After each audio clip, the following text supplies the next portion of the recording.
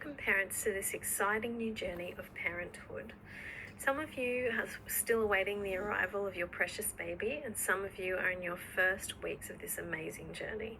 The one thing you all have in common today is desiring to learn more about newborn babies, so welcome. I hope you enjoy learning something today and feel free to ask any questions along the way. So the first moments, days and weeks of life with a new baby are momentarily moving, ever fascinating and exciting in the growth and the development that they experience. Today we're going to look at the developmental process of a newborn baby, or what's known as infancy. Generally this is the stage from birth to 12 months, but today we're going to focus on birth to 6 months. Let's do this by following the life stages of a little baby called Honey. Now, Honey is a newborn about to embark on one of the fastest growing seasons of her life. Let's look at the first 6 months development of Honey.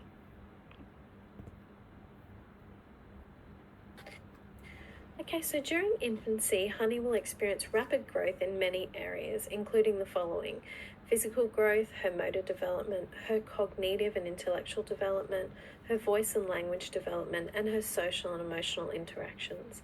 Infancy is a very sensitive stage of development because an infant is completely dependent on their parent or caregiver.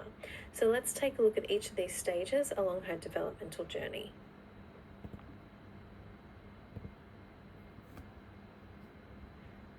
Okay, let's start with physical growth. A baby's body generally grows rapidly throughout infancy. At birth, Honey weighed 3.3 kilos, which is an average birth weight. Honey's weight is likely to double by the time she's 4 months old and then gradually increase thanks to her bones and muscle growth. Honey measured 51 centimeters long at birth, and this length will increase steadily. On average, we can expect to see Honey's length increase by approximately 2.5 centimeters per month over the next 12 months.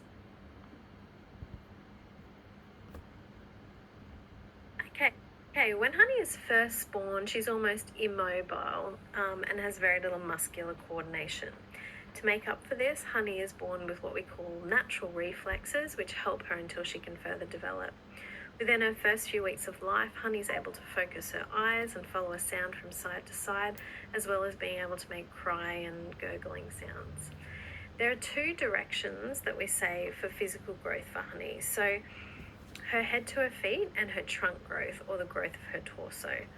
Honey's physical control and coordination will progress downwards on the body, so it'll begin with the head, move through the neck, the trunk, the arms, and then finally her legs.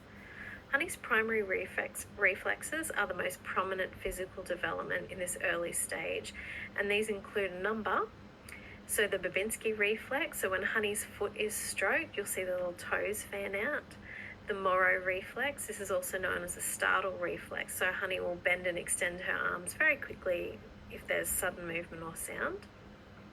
The Palmer hand grasp, so Honey will grip someone's finger when it's placed inside her palm. The rooting or sucking reflex, so Honey will turn her cheek, so if you stroke during feeding time, she will move towards the breast or the teat, whichever is being offered near her lips. And the stepping reflex, so Honey will lift her legs or feet when she's placed upright and they're put on a surface that will cause that reflex to happen. So Honey has a lot of physical growth in these first few months in body weight and length, and her bones and muscles will develop very quickly and gradually harden.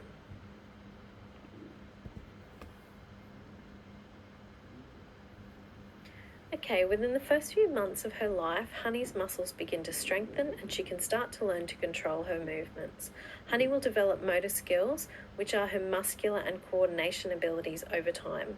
We have both the gross motor, which is the large movements made by the arms, the legs, the feet, and the entire body.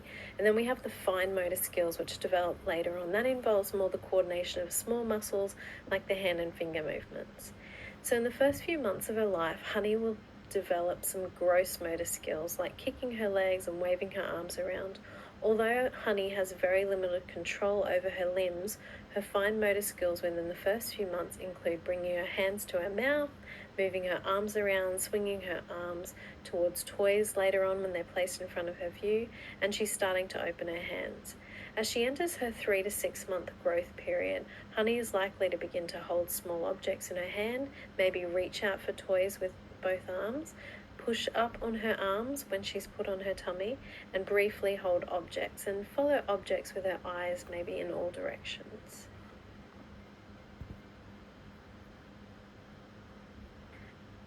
Okay, let's move on to Honey's cognitive development. So Honey is capable of learning and memory even before birth. From birth, Honey is able to respond to the world through her senses and communicate mainly through sound. At this early age, Honey's cognitive interactions are impacted by her social and emotional experiences.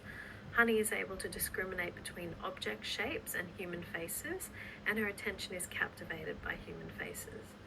Honey entered the world with an eager curiosity that fascinates her learning process.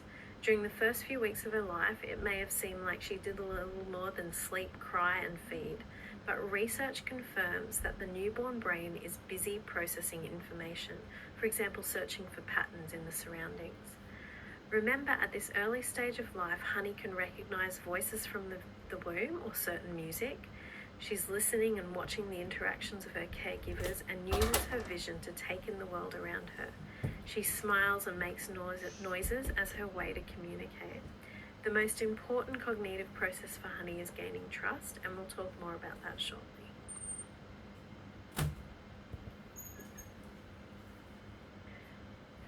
Within the first 3 months of her life, Honey will experience growth in her sensory motor intelligence as well. Piaget, who was a psychologist amongst other things, designed 4 stages that humans experience in their cognitive development.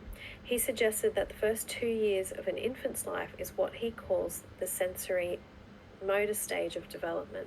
During this time, infants are busy discovering relationships between their bodies and the environment.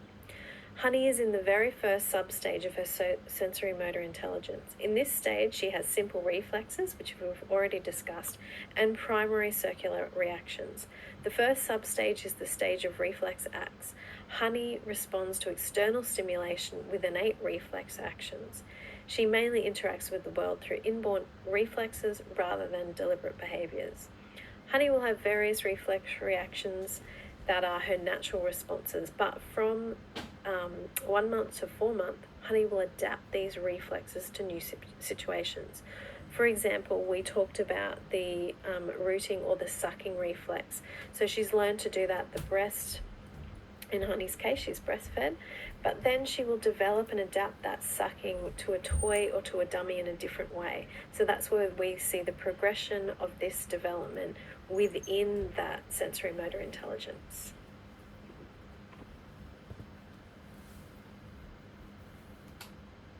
Let's take a look at language and voice development. Language development is actually a major intellectual change during infancy. Words don't usually form part of communication for an infant until around the age of 1 year. Before learning to use words, Honey was babbling, making lots of noises, and making sounds to express her feelings. At around age 2 months, we began to see Honey's first cooing sounds. Then from about 4 months of age, Honey began to make a variety of more sophisticated sounds. All of these are her way of interacting with her environment and responding with the communication that she knows how to.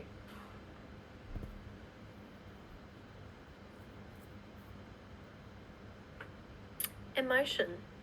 Honey will experience key developmental changes from infancy through to childhood in her capacity to feel and express emotions.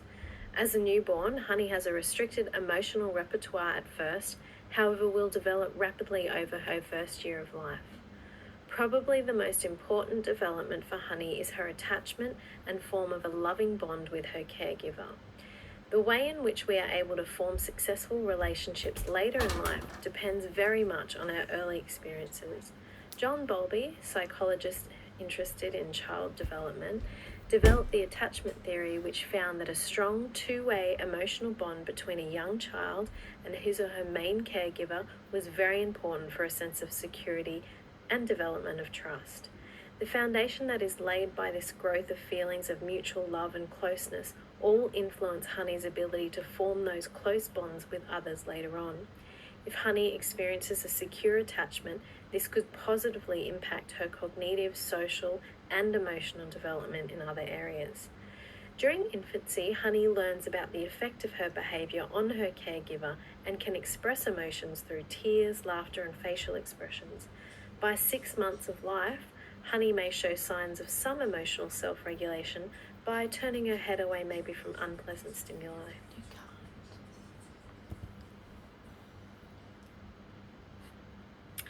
Honey's social and relationship development is very important. At this very early stage, the most important relationships for Honey, as we said before, are with her primary caregiver and her family members. Honey is sociable even as a newborn, preferring contact with humans rather than objects. She shows signs of comfort at the voice of her caregiver, which soothes her heart rate, relaxes her muscles, and diminishes her crying. Early on, Honey could be comforted by a handful of humans, but within months, her preference for her primary caregiver became very evident. The pleasures of early childhood increase socially around 2 months of age when Honey gives her first social smile to her loving caregivers. Within the first few months, Honey tends to smile socially. However, from about 4 months of age, Honey begins to show special friendliness towards her primary caregivers, showing she distinguishes between people. We know Honey has formed a secure attachment relationship with her mum because of the comfort and settling nature she consistently shows. By 4 weeks, Honey was responding to her mother's smile with facial expressions. By 3 months, she was smiling back, and between 4 months, Honey began turning her head towards the sound of her mother's voice consistently.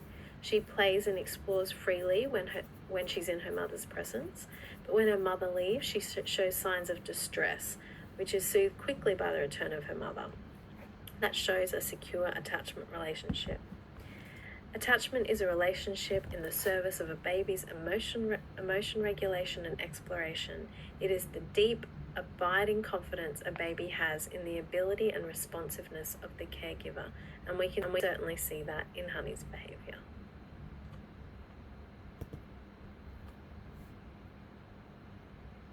So we've looked at the 4 main areas of Honey's development: the physical, cognitive, emotional, and social.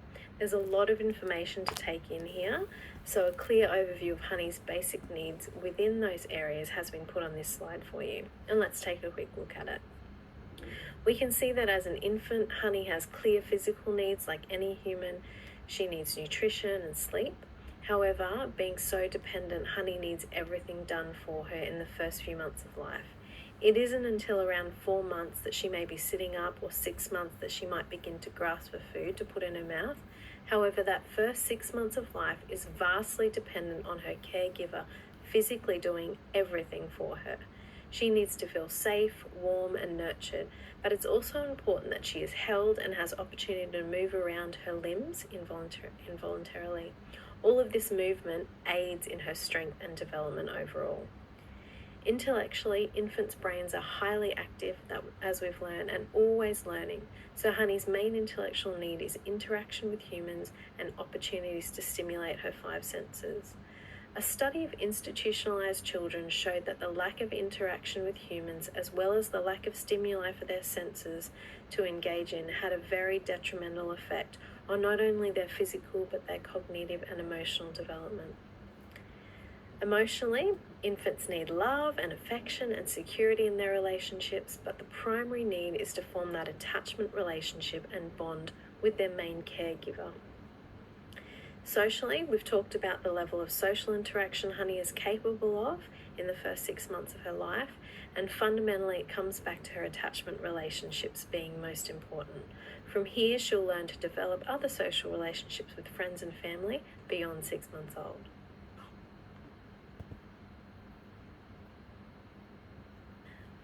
Let's talk for a second about temperament and personality. Aspects of a baby's personality is evident at birth and can vary greatly. For example, you might have a baby that's cheerful or gloomy or active or sluggish or persistent or distractible. It's believed that these contrasts in temperament will shape the growth of perceptual and motor skills, Honey's patterns of exploration, her learning and intellectual curiosity through the rest of her life. So it's important to identify what we're seeing in those early stages of temperament and personality. For Honey, she has an easygoing temperament as an infant. Within the first 2 months of life, she appears to be active, has regular behaviour patterns. She likes sleeping and eating. She's calm-natured toward people, is generally cheerful and easily distracted if she's upset, and adapts with ease to her environmental needs. It's believed that supportive parent-infant interactions and maternal sensitivity are suggested to positively affect a child's temperament and emotional regulation.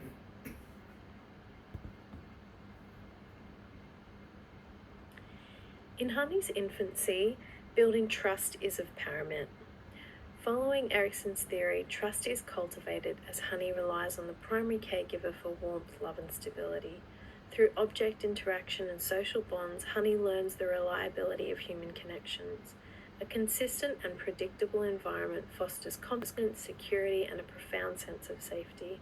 As Erickson warns, a breakdown in this trust relationship can lead to mistrust, underscoring the vital role of reliable caregiving during this crucial development stage.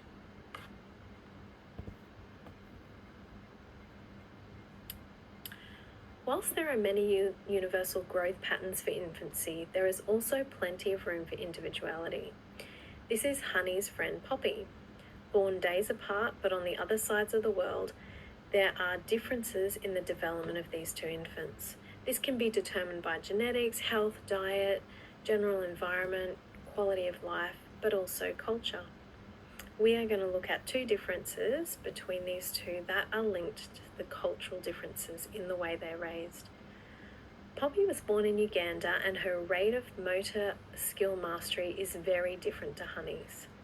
Poppy is being raised in a tribal environment and as such her motor skills as an infant are advanced compared to Honey's. Within Poppy's first few weeks of life, she showed the same remarkable control of her head and trunk that Honey didn't have until 4 to 6 weeks old. Some theories suggest this is because of the difference in culture and environment. As a baby, Poppy has generally been carried around 24/7 and put in positions that may cause her to practice using her head and trunk muscles more regularly than Honey, who had a more Western environment of sleeping in her cot and pram with less opportunities to use these muscles. People raising babies in Africa generally have a slower pace of life and more connected to the land and each other. Babies are always held and there are enough adults and older children around to support the work of parenting. Raised by a village is a high cultural value. In the Western culture, whilst the extended family and friends are around Honey as an infant, their caregiving role in her life is not as hands-on and interactive as Poppy's experience in her communal tribe. In the infancy stage, Honey from Australia and Poppy from Uganda experience distinct caregiving approaches. While Honey benefits from individualised attention, fostering independence in the Australian culture, Poppy thrives in Ugandan's communal caregiving, promoting a sense of collectivism. Drawing from Erickson's theory of trust versus mistrust, Honey's secure attachment reflects individualised emphasis, whereas Poppy's communal bonds underscore Ugandan values. Despite cultural differences, both infants navigate this pivotal stage, shaping their trust in caregivers and the surroundings, even through different cultural experiences.